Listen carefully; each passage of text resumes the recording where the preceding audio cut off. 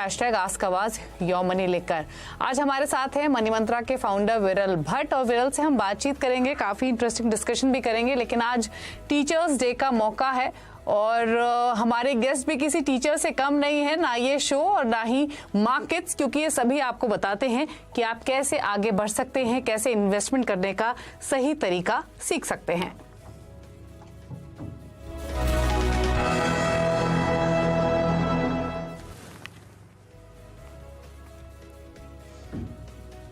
तो मार्केट एक ऐसी चीज है जिससे बड़ा टीचर कोई नहीं है। मार्केट हर कदम पर आपको सिखाता है क्या गलतियां आपने करी, क्या सही तरीका होता है और कैसे आप एक राइट स्ट्रैटेजी अपनाकर पैसे कमाने का गुर सीख सकते हैं या अपने फ्यूचर को सिक्योर करने का गुर सीख सकते हैं। हमारे एक्सपर्ट्स भी वही बातें आपको समझाते हैं जो उन्होंने अपने एक्सपीरियंस से लर्न की हैं। और विरल से हम जो क्वेरीज हैं उनको तो लेंगे ही, लेकिन सबसे पहले विरल हैप्पी टीचर्स डे। और योर मनी का पर्पस यही है कि अपने व्यूअर्स को मुनाफे के गुरु मंत्र सिखाए। तो क्यों ना क्वेरीज लेने से पहले एक क्विकली रिकैप कर लें हम जो पर्पस है योर मनी का, उसको व्यूअर्स के सामने एक बार फिर से रिफ्रेश तरीके से रख देते हैं। वो ये है कि किस तरीके से आप एक सही और सटीक प्लानिंग कर सकते हैं, किन बातों का आपको ख्याल रखना चाहिए अगर ऑलरेडी इन्वेस्टेड हैं तो भी और अगर बिगनर हैं तो भी। तो बताइए हमारे व्यूअर्स को निवेश के गुरु मंत्र।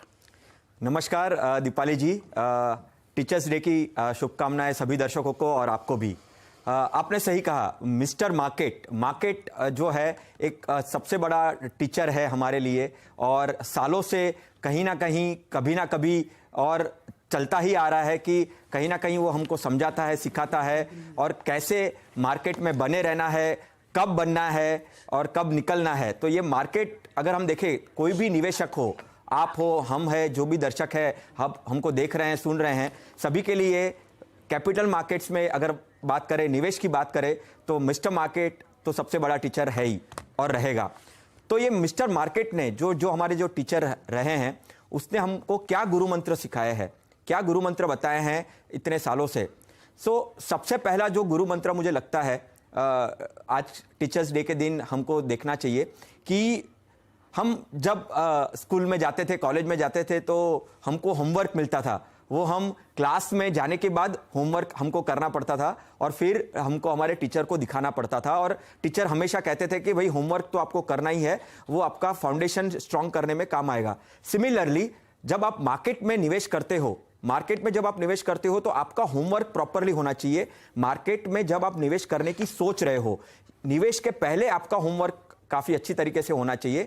अगर आप स्टॉक मार्केट में कर रहे हो तो कंपनीज क्या है, कंपनीज की फंडामेंटल्स क्या है, कंपनी का टेक्निकल्स क्या है, कंपनी अच्छी है नहीं है, वो सारी बारीकियों को आपको ध्यान में रखना है। और ये जो मिस्टर मार्केट है वो आपको हमेशा ऐसा कहता है कि भाई आपका होमवर्क प्रॉपरली होना चाहिए। म्यूचुअल फंड में भी अगर आप जब निवेश करते हो, हम योर मनी में हमेशा म्यूचुअल फंड की भी बात करते हैं, उसमें भी हम कोशिश करते हैं कि भाई आपका होमवर्क सटीक हो। आपको म्यूचुअल फंड लेने से पहले भी कौन सी बातों को ध्यान में रखना चाहिए। तो कभी भी निवेश करो तो आपका होमवर्क परफेक्ट होना चाहिए। मिस्टर मार्केट ने हमको ये भी समझाया कि इमोशन हमारे जनरली ऐसा देखा गया है दीपाली जी कि जब हम निवेश करते हैं तो हमारे इमोशंस बहुत ही बाहर आते हैं। अभी इमोशंस आते हैं यानी हम इमोशनली रिएक्ट करते हैं कि कोई कंपनी अगर सपोज कोई स्टॉक अगर नहीं चलता होगा तो भी हम इमोशनली कनेक्टेड हो जाते हैं और उसको बेचते नहीं हैं। हालांकि शायद से वो स्टॉक का वो टाइम पे बेचने का समय आ गया हो, फिर भी हम रिएक्ट नहीं करते हैं। तो इमोशंस को बाजू में रखना है, लॉजिकल और प्रैक्टिकल क्या है उसको ध्यान में रखना है। और मार्केट में सालों से ये बहुत बार ऐसे इंस्टेंसेस हुए हैं जहां पे इमोशनली हमको रिएक्ट ना कर लॉजिकली और प्रैक्टिकली हमको कैसे हमारा इन्वेस्टमेंट्स होना चाहिए या कैसे हमको स्ट्रक्चरली बनाना चाहिए, उसके ऊपर हमेशा बताते रहा है। तीसरी चीज, शॉर्ट टर्म वॉलेटिलिटी। हमको शॉर्ट टर्म वॉलेटिलिटी से नहीं घबराना है। अगर मैं मार्केट के लास्ट 40-50 साल देखूं तो ऐसे बहुत सारे वाकये हुए होंगे, इंस्टेंसेस हुए होंगे, इंसिडेंट हुए होंगे जहां पे मार्केट काफी गिरा है। राइट, हम हमेशा बात करते हैं मार्केट की वॉलेटिलिटी की, पर मार्केट वॉलेटिलिटी से भी मार्केट जब बहुत ही गिरता है, अभी रिसेंट का एग्जांपल हम अगर देखेंगे तो 2020 में कोविड के टाइम जो शुरुआत के 3 महीने थे, जनवरी, फरवरी और मार्च, उसमें जो मार्केट गिरा 40% डाउन, 50% डाउन, और ऐसे बहुत सारे इंस्टेंसेस हुए कि भाई मार्केट में वॉलेटिलिटी आई और मार्केट काफी भयंकर तरीके से नीचे गिरा। तो ये जब शॉर्ट टर्म वॉलेटिलिटी आती है तभी उससे नहीं घबराना है, उससे डरना नहीं है। हमको यही सिखाता है मार्केट के शॉर्ट टर्म वॉलेटिलिटी से आप डरिए मत। आपको जो बनना है वो देखना है, निवेश करना है, वो एक व्यू लेकर चलना है, एक टाइम फ्रेम लेकर चलना है। और अगर आप शॉर्ट टर्म वॉलेटिलिटी से डर जाओगे तो फिर मार्केट आपके लिए नहीं है। मार्केट आपको यही सिखाता है कि शॉर्ट टर्म वॉलेटिलिटी से डरिए मत। लास्ट और सबसे इंपॉर्टेंट, आपको मार्केट यह सिखाता है कि ये जो मार्केट है, इक्विटी मार्केट है, वो इन्वेस्टर्स के लिए है, ज्यादातर इन्वेस्टर्स के लिए है। अगर आपकी जो स्ट्रेटजी होनी चाहिए, निवेश की जो स्ट्रेटजी होनी चाहिए, जो प्लानिंग होनी चाहिए, वो लॉन्ग टर्म होनी चाहिए।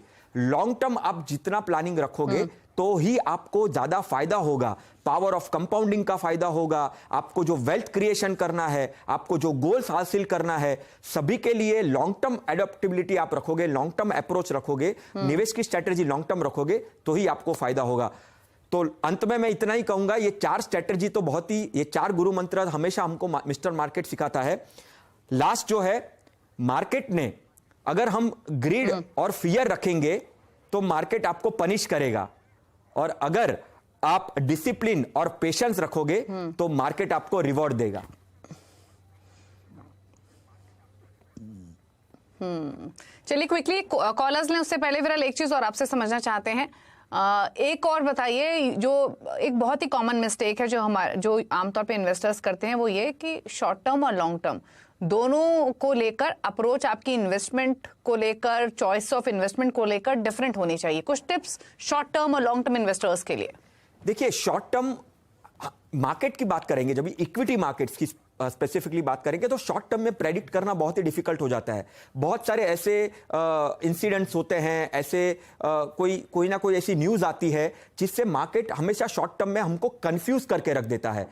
तो जब कंफ्यूज करके रख देता है तो उसमें नहीं जाना है। तो शॉर्ट टर्म में इक्विटी को अवॉइड करना है और डेट में बने रहना है। जो डेट मार्केट है, जो फिक्स्ड है, एक टाइम टेन्योर से, एक रिटर्न पॉइंट ऑफ व्यू से हमको थोड़ा सा हम अनुमान लगा सकते हैं। तो शॉर्ट टर्म में डेट मार्केट में रहना है। मेरे हिसाब से शॉर्ट टर्म यानी हम 1 साल, 2 साल या 3 साल तक हम उसको शॉर्ट टर्म कह सकते हैं।